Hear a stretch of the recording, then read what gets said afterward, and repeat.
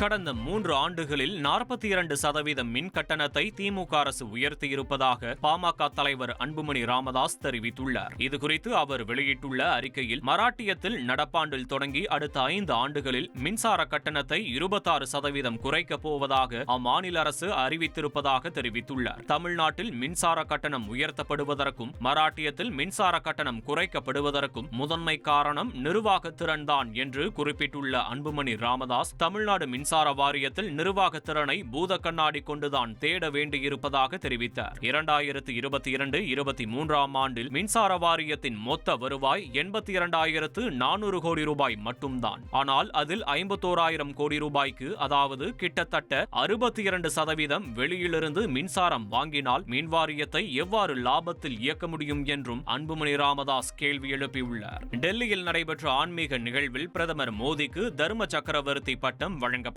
சமண ஆன்மீக தலைவரும் சமூக சீர்திருத்தவாதியுமான ஆச்சாரியா வித்யானந்த் மகாராஜின் 100வது பிறந்த நாளையொட்டி டெல்லியில் உள்ள விஞ்ஞான் பவனில் நடைபெற்ற 100ஆண்டு விழா கொண்டாட்டத்தை பிரதமர் மோடி தொடங்கி வைத்தார். மத்திய கலாச்சாரத்துறை மற்றும் பகவான் மகாவீர் அஹிம்சா பாரதி அறக்கட்டளை சார்பில் நடைபெற்ற விழாவில் ஆன்மீக மற்றும் கலாச்சார விழுமியங்களுக்கு பிரதமர் அளித்த பங்களிப்பிற்காக பிரதமர் மோடிக்கு தர்ம சக்கரவர்த்தி என்ற பட்டம் வழங்கப்பட்டது.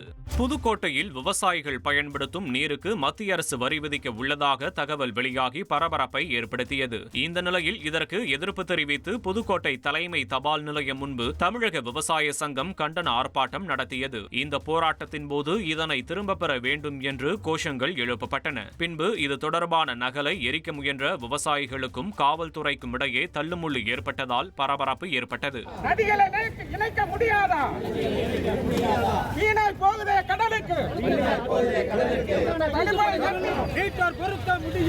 மீட்டர் பொருத்த முடியுமா?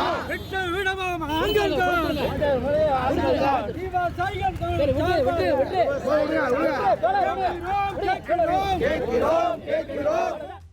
ஃப்ரெண்ட் ஆக்கிக்கோங்க. 2.5 கோடிக்கும் அதிகமான தந்தி டிவியின் சப்ஸ்கிரைபர்ஸ் அண்ட் ஃபாலோவர்ஸ் குடும்பத்துல நீங்களும் இணையுங்க.